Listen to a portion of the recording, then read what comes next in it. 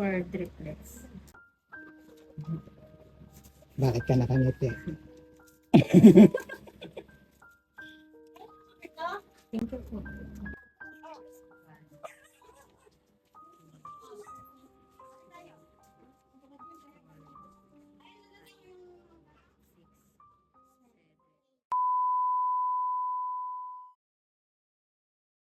Si Uno, Si Dos. si Dos, Tres. si Tres. Kaka 2 months pa lang ng triplets nang biglang nagsisure si Uno. Dahil sa di magandang kalagayan, ikinailangang isugod sa ospital at i-admit ito. Di pa man bumubuti ang karamdaman ni Uno, makalipas lang ang 3 araw, sina Dos at Tres naman ang ipinasok ng ospital. Isang sitwasyong napakahirap para sa isang magulang. Subalit habang nakakonfine ng triplets at malubha si Uno, isang malaking pagsubok ang muli ay sumubok sa kanilang Ay, katatagan. alam ko na. Dahil sa parehong araw, Matagal na nakatira ang doon. kanilang bahay ay tinupok ng apoy na wala man lang natira kundi abo nang minsay kanilang naging tirahan. At saglit lang. Kasunod nito'y panibagong problema na di nila inaasahan sapagkat dalawa sa mga batang naiwan sa bahay ang nadamay sa apoy Patingin nga ako at sino. kailangan na ring isugot sa ospital. Ano? Kung kaya't mula kay 1, 2, 3 na unang na-confine, sa isang iglap ay 5 na silang halinhinang inaasikaso ng kanilang mga magulang. Isang munting batang ang kailangan ay madala sa Maynila upang masuri ang kalagayan.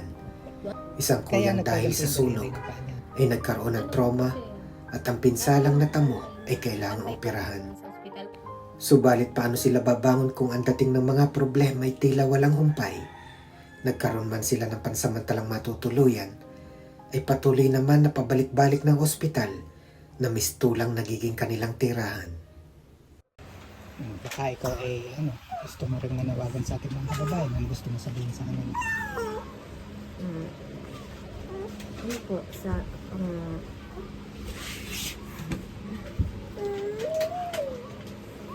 sana kahit yung pang ano lang po, maipagamot lang po namin sila.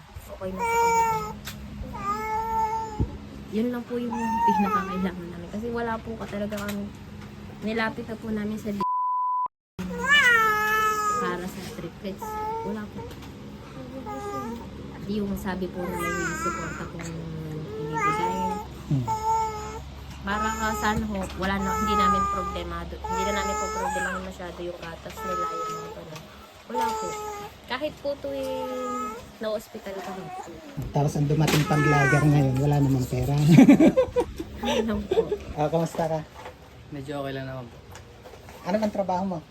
Pahinindi po ngayon. Ang masasabi mo sa ano? Kuya, nasubaybayan ko yung inyong sitwasyon. Nakita ko kung gaano kayo katatag, lalo na si Mrs. Ano masasabi mo kay Mrs. mo sa kabila ng pinagdaraanan? Ganyan siya. Po. Mensahe kay Mrs. Ayan. Sabi ko lang po, salamat po. Kinakaya niya kahit ganito lang ang buhay namin. Nagiging malakas siya daw ng mga bata. At hanga rin ako sa'yo. Bakit po? Sa tatag mo. Kasi hindi nyo alam pero sinusubaybayan ko kayo. Dadasal ha, sana marami makatulong ha. Ate, pray. Kasi si Kuya Benji, wala naman ako na itutulong. Ang tunay na tumutulong sa atin, yung ating mga kababayan. Ha? Thankful na po kami nakapunta kayo. Tulog yan kanina. Okay na yun, nakapunta na ako. Kaya kayo uwi na. Pero siyempre, yung mga kababayan natin, hindi sila papayag na basahin mo kung ano nakasulat dyan. For triplets. Ikaw na magbukas kasi wala kang kasama. Bakit ka nakangiti? Thank you po. Yan. Para sa transparency and appreciation doon sa nagbigay, pwede bang ikaw ang gumawa? Bilangin mo isa-isa.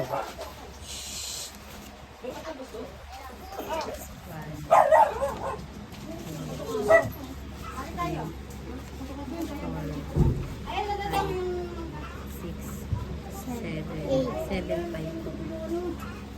Thank you. Bakit iiyakan mo? Ano po kasi kasi may bibili ko po madaming gatas po yung tatlo. Kasi ang gatas po nila, kabibili lang po namin kagad pausin po ulit yun. Panimula, ano? Ano po kasi, ang plano po namin kahit maliit, yung pinakailangan na po, magtitinda po kami dito. Para po kahit pa paano hindi namin problema araw-araw yung ang gastos namin. Kasi yung panggastos, masyadong malaki, ano? Tapos tuloy-tuloy. Importante rin naman, eh. Kung may makakatulong, yung may mapapagkunan din kayo. Kasi, minsan po, naabot na ako ng madaling araw pag i-edit para may panggatas na.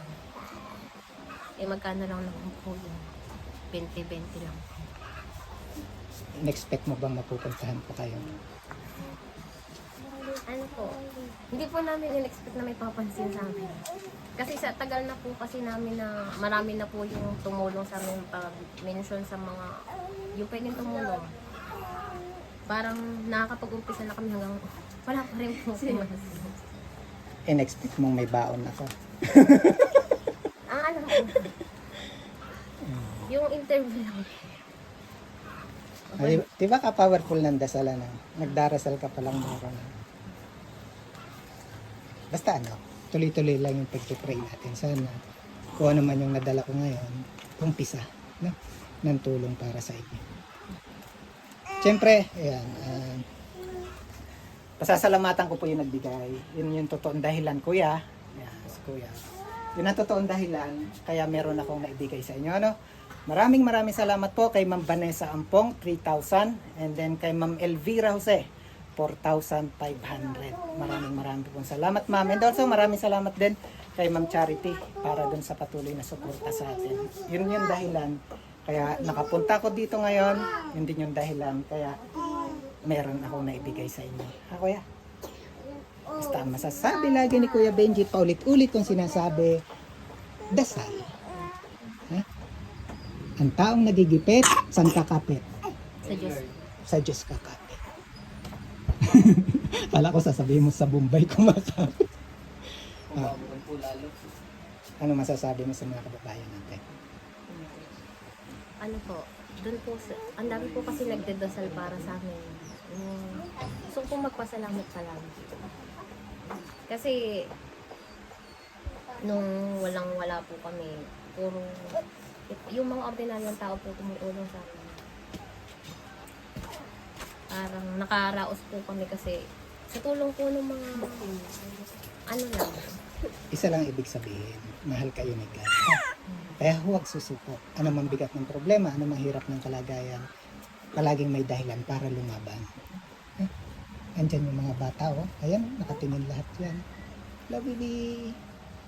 Oh, busy yan.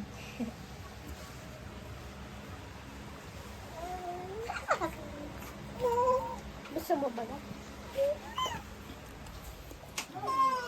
Unang-unay kay God, ano? Again, maraming salamat po. And then, ayan, para higit po nating matulungan ang pamilya ni na ate mula po rito sa Barangay Antipolo.